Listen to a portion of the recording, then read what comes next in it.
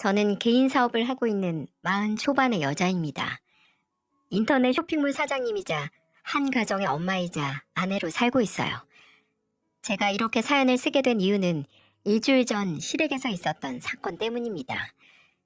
저는 남편과는 환상의 짝꿍이라고 들을 만큼 잘 싸우지도 않고 있어요. 다들 애 낳고도 자주 싸우게 된다고 하는데 저희 부부는 오히려 아이 키우면서 더 돈독해졌답니다. 힘들수록 서로 의지하게 되고 어렵거나 난감한 일이 있을 때도 제일 먼저 서로에게 털어놓고는 하죠. 이렇게 사이좋은 부부 사이인데도 저희 부부가 싸우게 되는 이유는 딱 하나뿐입니다. 바로 시댁 식구들이죠. 며느리 중에 시댁으로 마음고생 안 해본 사람이 어디 있겠냐고 하지만 저는 차원이 완전 다른 문제를 겪고 산답니다. 원래는 일반 직장에 다니던 제가 우연한 기회로 시작한 인터넷 쇼핑몰 사업이 대박이 나면서 돈을 꽤 벌게 됐어요. 그래서인지 은근하게 시댁 식구들이 바라는 게 아주 많았습니다. 완전히 무시할 수도 없어서 초반에는 좀 도와주곤 했어요.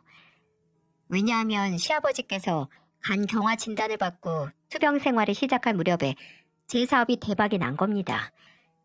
집안에 뻔히 아픈 사람이 있는데 제가 어떻게 외면할 수 있었겠어요? 무엇보다 시아버지께서 투병 생활이 길어지면서 시댁 경제적인 상황도 안 좋아졌어요. 왜냐하면 집안의 경제 활동을 하는 사람이 아버님 한 분뿐이었는데 아버님이 아프셔서 일을 못하시게 되니까 상황이 어려워질 수밖에 없었죠. 지금부터 파란만장하고 속 터지는 시댁 식구들 이야기를 풀어볼게요. 저와 남편은 캠퍼스 커플로 만나서 연애를 하게 됐어요. 저보다 3살 많은 남편과 저는 같은 과의 학생이었죠. 같은 학교에서 같은 전공을 공부했는데도 저와 남편의 밥벌이는 크게 달랐습니다. 졸업 후 남편은 경찰 공무원 시험 준비를 시작했지만 전 일반 회사에 취업해서 회사를 다니고 있었어요. 그 후 남편이 시험에 합격하고 경찰 공무원이 된 후에 결혼하게 됐던 겁니다. 그리고 결혼 준비 과정에서 남편의 가정사를 듣게 됐어요. 남편은 제게 심각한 목소리로 이렇게 말하더군요. 사실 우리 집 재혼 가정이야. 아버지랑 둘이 살다가 지금 어머니랑 재혼하셨거든. 여동생은 어머니랑 둘이 살다가 우리 아버지 재혼한 거라 배달은 남매고. 그랬구나. 그래도 같이 살고 있는 사람이 가족인 거지. 어머니랑 여동생도 오래 같이 살아서 핏줄 나눈 가족이나 다름없어. 우리도 예쁜 가정 만들자. 그래, 우리 정말 잘 살아보자. 저는 남편의 가정사를 듣고 마음이 찡하더라고요. 남편은 아버님과 둘이 살다가 아버님이 재혼하면서 지금의 어머님과 여동생까지 함께 살게 된 겁니다. 남편이 어릴 적에 아버님이 재혼하셨기에 사실 한평생을 같이 살았다고 해도 과언이 아니었어요. 처음 예비 시댁에 갔을 때 남편과 시누이가 닮은 구석이 없다는 생각을 하긴 했지만 대수롭지 않게 생각했어요. 그러다 남편이 말해준 가정사를 듣자 어느 정도 이해가 가더군요. 그래도 시댁 식구들이 서로 사이도 좋아 보였고 화목해 보여서 재혼 가정에서 컸다는 남편의 고백이 큰 문제라고 생각되지 않았습니다. 대학 때부터 만나면서 연애 기간이 제법 길었는데 예비 시댁에 가정 불화가 있거나 자주 싸우는 분위기는 아니었어요. 무엇보다 가까이에서 지켜본 남편도 성품 좋은 사람이라 결혼까지 꼴이 날 수 있었고요. 남편은 법 없이도 살 수 있는 사람이라고 할 만큼 참 정직하고 바른 사람이었어요. 그래서 이 사람과 평생을 산다면 고난과 역경을 다 이겨낼 수 있을 것 같았어요. 지금 제가 하고 있는 사업도 옆에서 든든하게 응원해주는 남편 덕분에 시작할 수 있었답니다.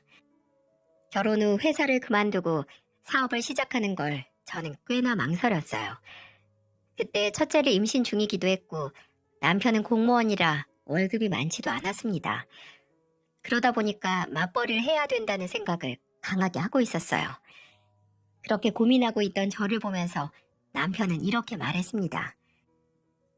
당신 하고 싶은 일 있으면 편하게 해. 내가 당신이랑 애기 굶겨 죽이겠어? 그래도 사업이 바로 수익이 나오는 것도 아니고 당신 월급으로만 생활하면 빠듯할 텐데. 처음에 자리 잡을 동안 같이 아껴 쓰고 살자. 금방 그러다가 자리 잡을 거야. 고마워. 그렇게 말해주니까 힘이 난다. 내가 꼭 성공해서 우리 남편 호강시켜 줄 거야. 남편의 응원을 받고 자신감을 얻은 저는 다니던 회사에 육아휴직을 끝으로 퇴사를 하게 됐어요. 아이를 키우면서 사업까지 시작하는 건 힘든 일이었지만 가족을 생각해서 버틸 수 있었습니다. 무엇보다 남편이 육아와 집안일에 적극적이었기 때문에 가능한 일이었어요. 그렇게 열심히 살다 보니까 쇼핑몰도 금세 자리를 잡았고 입소문이 나면서 그야말로 대박이 났습니다. 하지만 좋은 일이 있으면 안 좋은 일도 같이 생긴다고 하죠. 쇼핑몰이 대박 날 때쯤 아버님은 간경화 진단을 받고 투병 중이셨어요. 사실상 시댁의 가장이었던 아버님이 아파서 일을 못하게 되자 시댁이 경제적으로 어려워지기 시작했어요. 그래서 아예 살던 집까지 내놓게 되었죠. 이 사실을 다 듣고 제가 어떻게 가만히 있을 수 있겠습니까? 게다가 경제적으로 여유가 생기고 있어서인지 시댁을 도와야겠다고 생각했어요. 그래서 2억 정도 되는 빌라를 제 명의로 얻어들였습니다. 그렇게라도 보탬이 되고 싶은 순수한 마음이었어요. 제가 시댁의 형편을 알고 시댁 식구들을 이사시켜 드리겠다고 말하자 남편은 이렇게 말했습니다. 여보 고마워. 아버지가 당신 덕분에 편하게 지내실 것 같아. 내가 당장 해드릴 수 있는 거니까 당연하지. 아버님이 괜찮아지셔야 할 텐데 걱정이다. 당신 덕분에 금방 나으실 거야. 어머니도 이사하고 너무 좋아하셔. 당신한테 고맙다고 계속 말씀하셨어. 저는 기뻐하는 남편과 시댁 식구들을 보자 마음이 편해졌어요. 그때는 보탬이 될 수 있는 일이 있다는 게 참 좋았습니다. 하지만 저와 남편의 기대와 달리 아버님의 건강은 좋아질 기미가 보이질 않는 거예요. 게다가 원래도 힘들었던 시댁의 경제적 상황이 갈수록 기울어지기 시작했습니다. 그리고 결국 병을 이기지 못한 아버님은 세상을 떠나고 말았어요. 아버님이 아팠던 기간 동안 제 쇼핑몰은 승승장구했지만 시댁 상황이 좋지 못해서 저는 여러 방면으로 도와드리고 있었습니다. 종종 어머니께도 용돈도 보내드리면서 지치지 않게 격려해드리기까지 했어요. 이런 노력에도 아버님을 먼저 떠나보내고 온 가족이 심적으로 힘든 시간을 보냈답니다. 그 상황에도 산 사람은 살아야 한다는 잔인한 말처럼 힘든 마음을 추스르고 일에만 집중했어요. 그렇게 정신없이 7년이란 시간이 흘렀습니다. 그 사이 큰아들은 초등학교에 입학을 했고 둘째 딸은 유치원에 다니고 있었어요. 제가 운영하던 쇼핑몰도 제법 규모가 커졌고 매출도 안정적으로 잘 나오고 있었습니다. 하지만 아버님이 떠난 후 모든 가족이 정신 차리고 살았던 건 아니에요. 아버님이 떠나고 어머님과 시누이만 남겨진 집에서는 늘 사건 사고가 끊이질 않았어요. 그 중에서도 시누이는 정말 심각했죠. 결혼하고 1년 만에 이혼을 당한 겁니다. 저와 남편은 어리둥절해서 시댁을 가봤어요. 대체 무슨 일이 있었길래 1년 만에 이혼을 하나 싶더라고요. 그래서 시댁에 가보니 시누이가 어머님 옆에서 투덜거리면서 있는 게 보이더라고요. 저는 시누이를 보며 걱정스러운 목소리로 물었습니다. 아가씨, 무슨 일이에요? 갑자기 이혼이라뇨? 저도 정말 어이가 없어요. 유부녀가 나이트 가지 말라는 법 있어요? 그냥 평소처럼 나이트에서 놀다가 어쩌다가 눈이 맞은 남자가 있었는데 그걸 어떻게 알고는 이혼하자는 거예요. 아가씨 나이트 갔어요? 가정도 있는데 거길 왜 갔어요? 난 정말 잠깐 놀려고 갔던 거라니까요. 스트레스만 풀려고 갔던 거예요. 먹긴 놈이 성낸다고 정말 황당하지 않습니까? 아직도 시누이 생각만 하면 무늬만 어른인 애를 보는 것 같았어요. 30 중반 나이가 되도록 제대로 일해본 적도 없었습니다. 이렇게 말하면 시댁이 대단한 부자라서 그런 거라고 하시겠죠? 저희 시누이는 금수저라 일을 안 한 게 아니고 그냥 일하기 싫어서 일 안 하는 배짱이었어요. 그런 시누이가 어떻게 좋은 남자 만나서 결혼하는가 싶었는데 1년 만에 이혼을 당한 겁니다.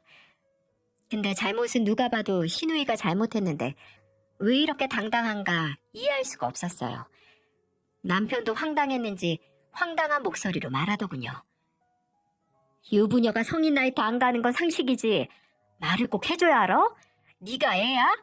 그리고 놀러 갔으면 놀고만 오든지 거기서 남자는 왜 만나? 그거야말로 네가 법적으로 잘못한 거라고.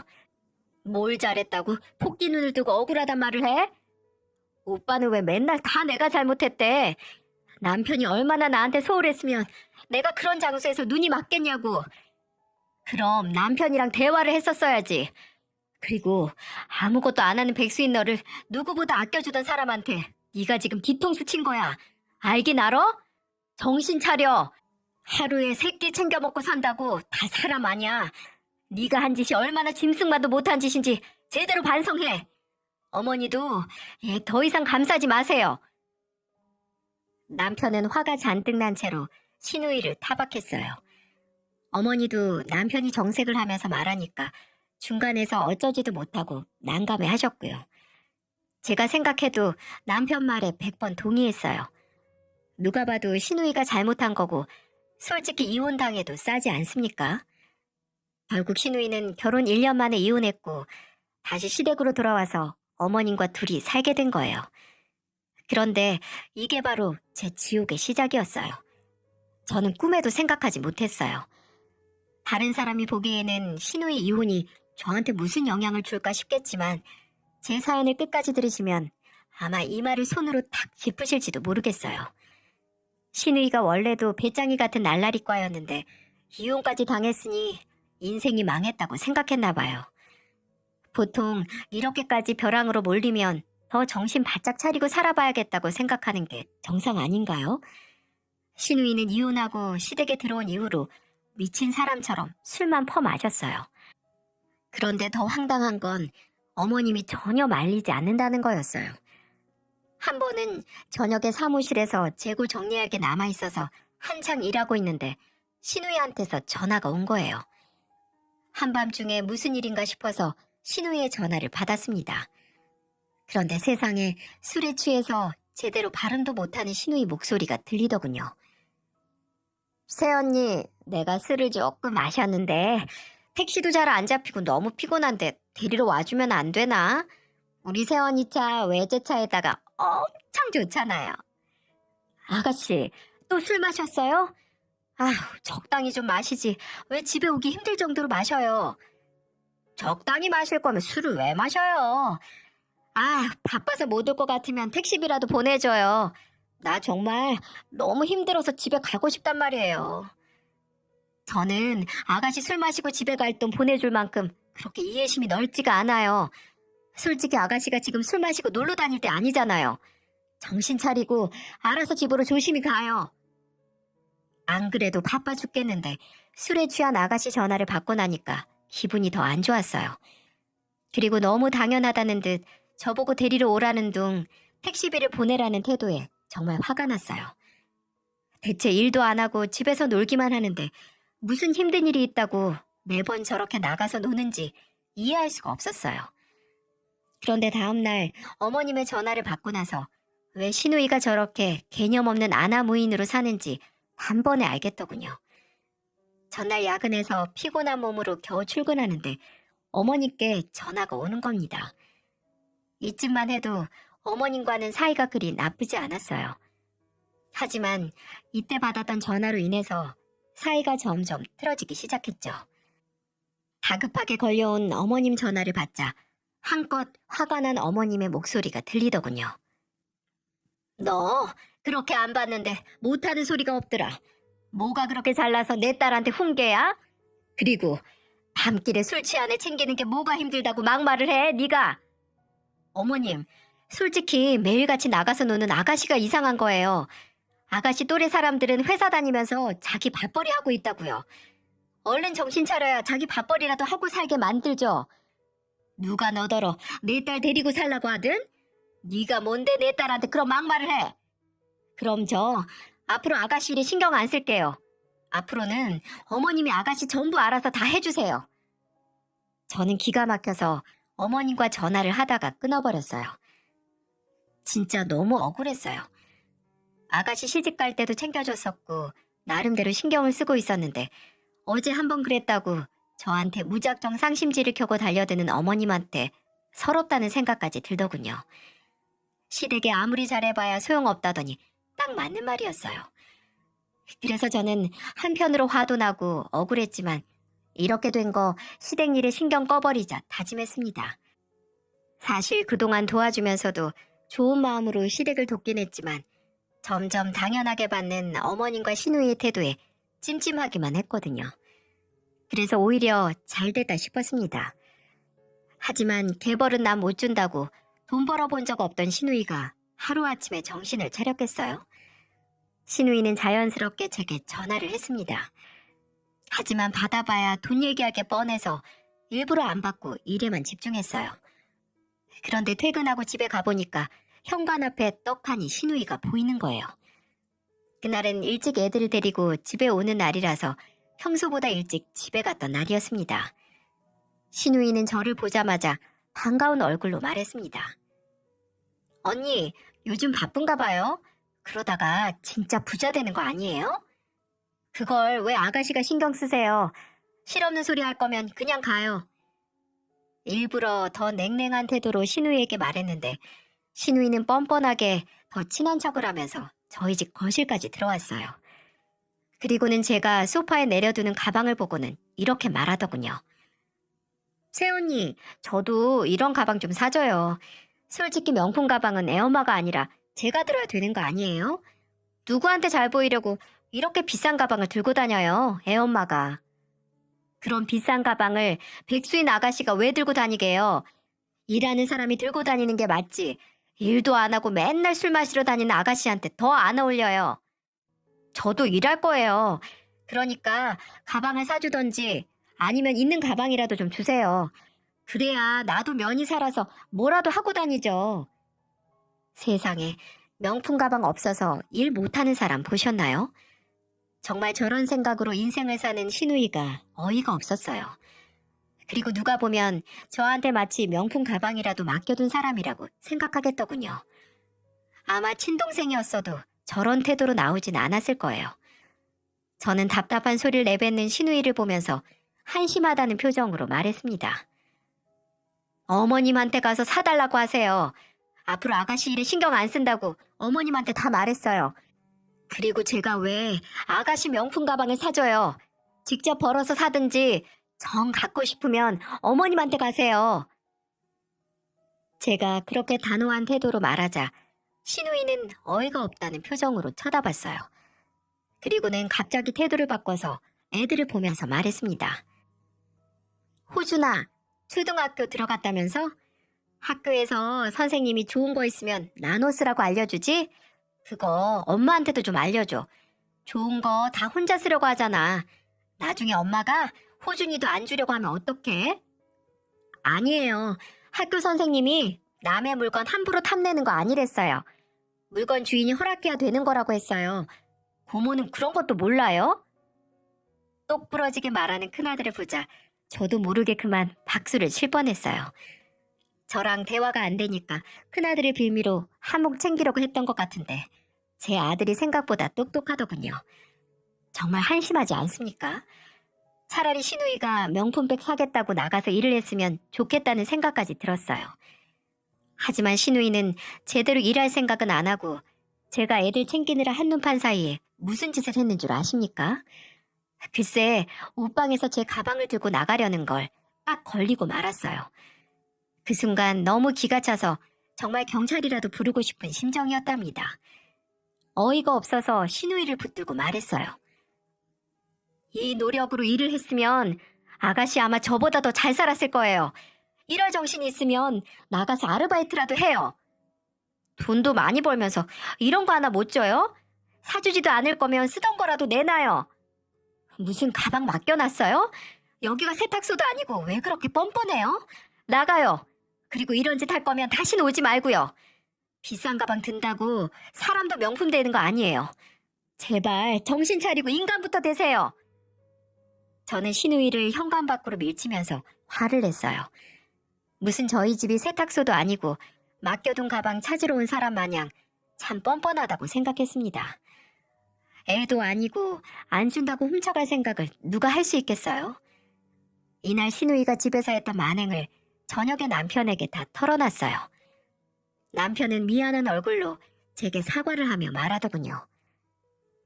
당신이 아버지 투병 생활 때부터 지금까지 얼마나 세심하게 시댁 챙겼는지 내가 다 알아. 그래서 너무 고맙고 지금 너무 미안해. 앞으로 이런 일 없게 내가 단속 잘할게. 당신이 나한테 미안할 게 뭐 있어. 그냥 나도 시댁 식구들이랑 잘 살고 싶어서 도와주고 했던 거지. 근데 아가씨는 점점 그 선을 넘고 있어. 당신이라도 얼른 좀 일하라고 말 좀 해봐. 내가 말해봤는데 어머님부터 소용이 없었어. 너무 신경 쓰지 마. 내가 더 신경 쓸게. 정말 미안해. 제가 시댁을 챙겨줄 때마다 남편은 무척이나 고마워했어요. 게다가 제가 바빠서 친정 행사에 못 갈 때도 아이를 데리고 가주던 남편이었습니다. 남편이 고맙다는 말도 해주고 친정에도 잘하니까 저도 시댁을 챙겨주면서 살았던 거예요. 그런데 이제는 제가 시댁 전용 지갑이라도 된 것처럼 대하는 시누이와 어머니께 크게 실망했던 겁니다. 아마 남편처럼 지나가는 말이라도 고맙다는 말 한 번이라도 했다면 이렇게 사연을 쓰고 있을 일도 없었겠죠. 하지만 시누이 상태를 보면 어머님도 어땠을지 예상이 가지 않으신가요? 시누이는 말 그대로 어머님을 보고 자란 판박이었습니다. 왜냐하면 어머님도 특별한 일을 하는 분은 아니었어요. 가정주부로 지내면서 가끔 소일거리나 하는 정도였죠. 그런데 저한테 전화해서 볼멘 소리를 하시는 거예요. 그러면서 제게 투덜거리면서 어머님이 제게 이런 부탁을 하셨습니다. 요즘에는 손목도 아프고 오래 서 있으면 허리도 아파서 설거지도 못하겠어.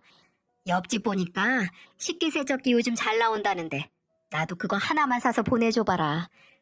식기세척기요? 둘이 사는데 식기세척기 필요할 정도는 아닐 것 같은데요? 그걸 왜 네가 정하니? 내가 힘들다는데. 시어머니가 힘들다고 하면 군말 없이 사주면 될걸. 어디서 또 훈계질이야? 집에서 놀고 있는 사람이 둘이나 있는 집에 식기세척기를 사야 된다고 생각하시나요? 4인 가족이 생활하는 저도 한 번도 생각해 본 적 없던 식기세척기 얘기에 황당했어요. 그런데 어머님은 저를 더 이해 못하겠다는 목소리로 화를 내셨습니다. 그래서 저는 황당한 목소리로 어머님께 말씀드렸죠. 힘드시면 놀고 있는 아가씨 시키세요. 그러면 어머님이 힘들 일도 없잖아요. 너무 힘들어서 못하시겠으면 아가씨한테라도 시켜야지 어쩌겠어요. 일하고 애도 보는 저도 집안일하면서 잘 다녀요. 효도는 딸이 해야지 왜 며느리가 해요? 아가씨한테 부탁하세요, 어머님. 어머님께 아가씨한테 부탁하라는 말을 하곤 끊어버렸어요. 세상에 이렇게 뻔뻔하게 며느리한테 이런저런 부탁하는 시댁이 또 있을까요? 요즘 며느리 무서워서 명절에도 편히 못 부른다는데 저는 왜 이렇게 살고 있는지 모르겠습니다. 제가 시댁에서 대단하게 대우받자고 집도 구해주고 용돈 챙겨가며 살았던 건 아니에요. 그냥 다 같이 잘 살기 바라는 마음뿐이었는데 어머님과 시누이가 전혀 개선의 의지가 없는데 저만 잘 살기 바란다고 잘 사라질 수 있겠습니까? 그동안 헛된 희망을 품었구나 싶었어요. 요즘처럼 살기 힘든 세상에 잘 살아보겠다고 마음 먹고 살아도 힘든 세상인데 어머님과 시누이는 철이 없었습니다. 철딱선이라는 표현이 딱 맞아떨어졌죠. 저는 당연히 일을 하고 있기도 하고 애들을 2명이나 케어하는 입장에서 차가 당연히 필요하지 않겠습니까? 그런데 어머님은 다음날 집으로 찾아오셔서 퇴근하는 주차장에서 걸어오는 저를 보면서 말했습니다. 시어머니가 식기세척기 좀 사달라고 했다고 그렇게 싫다고 하더니 너는 먹고 살만 한가 보다. 차도 외제차에 옆구리에 비싼 가방까지 턱하니 끼고 아주 살만 나겠어. 제가 번 돈으로 제가 사는 건데 뭐가 문제예요? 어머님, 이거 다 제가 힘들게 번 돈으로 산 거예요. 힘들기는 뭐가 힘들어? 그래봐야 인터넷 장사면서. 너 진짜 뻔뻔하다. 서방 없는 년이라고 네가 지금 나 무시하는 거지? 어머님이 절 무시하는 거겠죠. 그리고 어머님 저한테 이러실 시간 있으면 아가씨 보고 일하라고 가르치세요. 네가 왜 내 딸 걱정을 해? 그리고 이제는 아주 대놓고 나랑 내 딸을 무시하는데 내가 가만두고 볼 것 같아? 좋은 말로 할 때 며느리 할 도리를 해야지. 며느리 도리가 세상에 무슨 말인가요? 그럼 저는 지금까지 시댁을 돕고 있었던 게 다 허무맹랑한 쇼였던 겁니까? 어머님은 제가 그동안 도와드렸던 게 당연하기라도 한 것처럼 말씀하셨어요.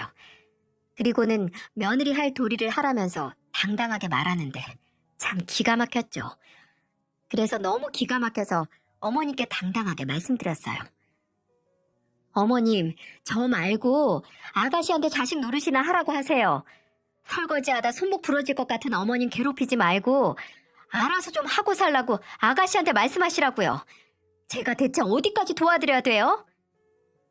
저는 너무 화가 나서 바뀐 것도 까맣게 잊고 악을 쓰면서 말했어요. 그런데 그때 집에 오던 남편이 저를 보고는 어머님과 제 사이를 가로막았어요. 그리고는 대충 눈치를 챈 듯한 남편이 어머님을 보면서 말했어요. 이 사람도 할 만큼 했잖아요. 제발 그만 좀 하세요. 어머니가 집까지 쫓아와서 이러시니까 여동생도 똑같이 하잖아요. 너는 왜 잘 알지도 못하면서 나한테 그래? 얘가 며느리 노릇도 안 하고 있으니까 내가 가르치는 거 아니야. 그동안 집도 해드리고 용돈도 해드리고 할 만큼 했잖아요. 이 사람한테 돈 맡겨뒀어요? 제발 나가서 일 좀 하세요, 좀! 남편은 그동안 참아왔던 화를 내면서 어머님께 호통을 쳤습니다. 그동안 남편도 어머님 등살에 스트레스를 많이 받은 상태라서 그날 어머님께 저보다 더 화를 냈던 거예요. 그 후로 어머님은 저희 집을 찾아오지 않으셨습니다. 하지만 매년 찾아오는 명절을 피할 수가 없더라고요. 게다가 며느리는 저뿐이고 아들도 남편뿐인데 외면할 수 없었어요. 그래서 애들까지 데리고 시댁으로 찾아갔습니다. 만약에 제가 죽어도 못 가겠다고 버텼으면 이렇게 사연 쓸 일도 없었을까요? 저는 명절에 시댁에서 싸웠다는 사연을 들으면 대체 얼마나 화가 나면 명절에 싸울까 싶었거든요. 그런데 제가 마침 명절에 어머님과 상 엎어가면서 싸우게 된 거예요. 사람 일 모른다지만 저한테 이런 일이 생길 줄은 미처 몰랐답니다. 싸움의 시작은 이랬어요. 제가 전을 뒤집고 있었는데 어머님이 옆에서 계속 트집을 잡으시는 거예요. 전이 익어서 옆에 그릇에 옮겨두면 손가락을 하나씩 톡톡 건들면서 제게 비아냥거리는 목소리로 말씀하셨죠. 아니 너는 전을 이렇게밖에 못 만드니? 모양도 제각각이고 냄새도 나잖니? 불 조절도 못하나 탄자국도 보이고 하여튼 밖에서 일하는 게 벼슬이지 아주. 계란물 묻혀서 굽는데 어떻게 다 같이 똑같이 구워요. 그리고 이 정도면 다 비슷하잖아요. 정말 사진이라도 보낼 수 있다면 그날 제가 만든 전 모양을 보여드리고 싶네요. 어머님 말만 들으면 제가 정말 엉망으로 만드신 줄 알겠지만 모양도 나름 일정했고 다를 바가 없었습니다. 그런데 제 옆에 딱 붙어서 트집 잡을 거 없나 찾는 사람처럼 저를 노려보고 계셨어요. 그러면서 어머님은 제게 이런 말까지 하셨습니다. 돈 벌면서 집안일도 한다고 유세 떨더니만 이 꼴이 다 뭐냐? 나는 눈 감고 발로 뒤집어도 이것보다는 잘 만들겠다. 어머님, 그럼 어머님이 마음에 들게 만드세요. 제가 들고 있는 뒤집개를 어머니께 들이밀면서 말하자 어머님은 손살을 치셨어요. 그리고는 옆에서 국자를 들고 국을 끓이던 어머님은 저를 흘겨보면서 이런 말씀을 하셨죠.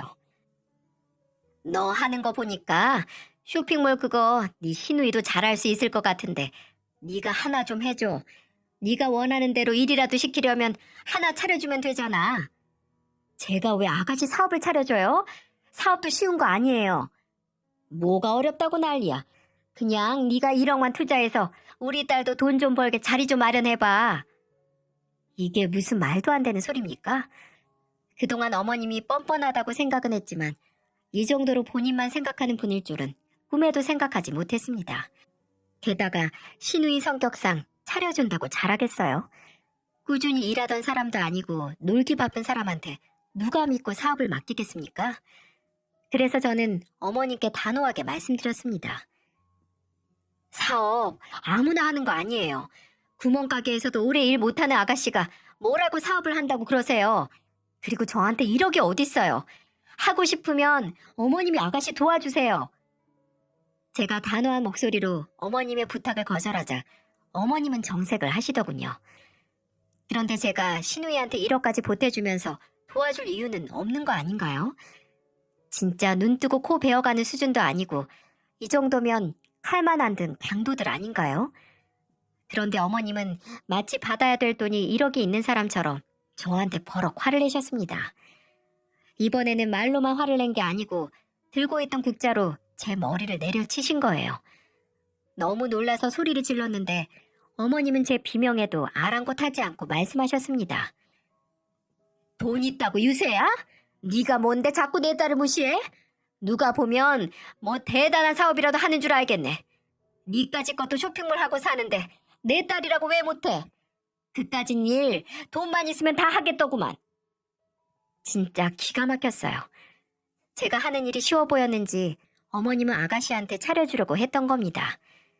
게다가 제가 자꾸 아가씨가 나가서 일할 수 있게 내보내라고 하니까 어머님은 저한테 돈을 대주라고 했던 거예요. 정말 징글징글했습니다. 그래서 저는 어머니께 소리를 지르며 말했습니다.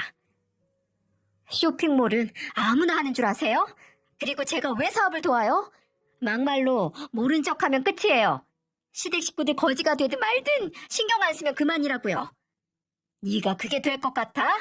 좋은 말로 할 때 1억 보태면 앞으로 너한테 손도 안 벌리고 그럼 너랑 나랑 이렇게 싸울 일도 없을 거 아니야. 순간 그동안 내가 깨진 항아리에 물 붓고 살았구나 싶은 심정에 속에서 울컥하는 마음이 올라왔어요. 그래서 저도 모르게 들고 있던 전 뒤집개를 어머님 앞에서 휘둘렀습니다. 여차하면 어머님을 쳤을지도 모르는데 애들 둔 엄마로서 화난다고 어른을 칠 수야 있었겠어요. 저는 억울함에 분노가 폭발해서 어머님께 격앙된 목소리로 소리치며 말했어요. 저요. 남편 월급 고작 300도 못 버는데 애들 둘이나 있어서 이를 악물고 살았어요. 애들 잘 키워보려고 부족하게 안 키우려고요. 남편 사랑하니까 제가 시댁 일에 나서서 돕고 살았던 거라고요. 하나도 당연한 거 아니에요. 세상에 어떤 며느리가 시댁 힘들다고 집도 해줘요? 저야말로 억울하고 지금 상황 기가 막혀요. 이렇게는 못 살겠으니까 당장 내 집에서 다 짐 빼세요. 제가 집에서 짐을 다 빼라고 하니까 어머님은 제게 삿대질을 하면서 화를 내셨어요. 진짜 화내야 될 사람은 저 아닌가요? 지금도 이 순간만 생각하면 기가 막히네요. 그리고 인생 참 헛살았다 싶은 생각도 밀려듭니다. 그때 남편은 주방에서 시끄러운 소리를 듣고 달려왔고 저와 어머님의 대화를 듣고는 얼굴이 빨갛게 달아오르도록 화가 잔뜩 났습니다. 그리고는 어머님을 보면서 소리쳤어요. 더 이상은 당신들이랑 연락하고 못 사니까 당장 이 집에서도 나가고 다시는 연락하지 마세요. 우리도 할 만큼 했다는 생각 안 들어요? 왜 어머니까지 나서서 그러시는 거예요? 남편은 어머님께 화를 내고는 아이들의 짐을 챙겨서 나갈 준비를 했습니다. 저도 횡설수설하는 어머님을 주방에 두고 거실로 왔어요. 그리고는 짐을 챙기고 나갈 준비를 하는데 제게 매달리며 말하더군요. 그 사업 안 해줘도 괜찮으니까 이 집에서 나가라곤 하지 마. 여기서 나가면 우리가 당장 어디서 집을 구해. 너도 알잖니. 내가 쥐 죽은 듯이 살 테니까 집은 건들지 말자. 내가 이렇게 부탁하마. 이미 늦으셨어요. 어머님이 아가씨랑 여기서 나가셔야 제대로 연락을 끊고 살죠. 앞으로는 저도 시댁이라고 생각도 안 할 거예요. 정말 할 만큼 다 했고 이게 제 한계예요. 그러니까 내가 다 미안하다. 너도 자식 있어서 알잖니. 자식 일에 정신 멀쩡할 부모가 어딨어. 어머님은 자식 생각한 게 아니고 어머님 편하려고 그러신 거예요. 세상에 어느 누가 자식 아끼는 마음으로 그렇게 살 수 있어요? 왜 도와주면 고마운 것도 모르고 당연하게 생각해서 일을 이 지경까지 만드세요. 진짜 너무한 거 아니에요? 저는 단호한 목소리로 어머님께 제 집에서 나가라고 말씀드렸어요. 그러자 제게 매달리면서 다 오해라고 말하는데 정말 기가 막히더군요. 여러분들은 이것도 사과라고 받아들일 수 있겠습니까? 그저 집에서 안 나가려고 급하게 내뱉는 허무맹랑한 말들 같았어요. 제가 어머님을 무시하면서 말을 안 듣자 어머님은 남편에게 매달렸어요. 하지만 남편도 어머님을 무시하며 대답도 안 했습니다. 그리고는 옆에 있던 시누이는 지켜만 보다가 이러다가 안 될 것 같았는지 무릎을 꿇으면서 말했어요. 새언니, 내가 잘못했어요. 일단 화 풀고 다 나 때문이니까 내가 일자리 알아보고 살게요. 그동안 내가 수도 없이 말했는데 하루아침에 바뀌겠어요? 저는 이제 아가씨 못 믿어요. 그리고 이 상황에 정신 차리겠다고 하는 거 보면 벼랑 끝까지 밀려날 정신 차릴 것 같은데 진짜 길바닥까지 나앉아 보세요. 저는 시누이의 사과에도 독하게 말했습니다. 솔직히 시누이는 진짜 힘들어봐야 된다고 생각했어요. 발등에 불이라도 떨어져야 움직일 것 같았답니다. 남편도 시누이 태도에 이골이 났는지 시누이를 보며 한심하다는 듯이 말했어요. 인생 그렇게 살지 마. 앞으로는 네가 벌어서 네 앞가림이나 잘하고 살아. 남편의 말에도 시누이는 잘못했다는 말만 되풀이할 뿐이었어요. 그동안 했던 행실을 생각하면 입이 10개라도 할 말이 없겠죠. 그래서 저는 시댁을 빠져나와서 바로 부동산의 집을 내놔버렸습니다. 저희 부부가 시댁을 나오고 나서 어머님과 시누이한테 수도 없이 전화가 왔었어요. 하지만 전화 남편은 단 한 통도 받지 않았습니다. 허울뿐인 사과만 할 게 뻔한데 받아서 뭐 하겠어요? 그리고 부동산에 집을 내놓자 집을 보러 오는 사람들이 생겨나기 시작했고요. 그때마다 시누이와 어머님은 다급하게 저를 찾아와서 빌더군요. 하지만 저는 얼른 가서 살 집이나 알아보라며 어머님과 시누이의 사과를 듣는 척도 안 했습니다. 그러던 어느 날 정말로 집을 사겠다는 사람이 나타난 거예요. 그래서 계약 직전이었는데 어머님이 제가 일하는 사무실로 찾아오셨더군요. 그리고는 수척해진 얼굴로 제 손을 잡으면서 말씀하셨어요. 내가 정말 미안해.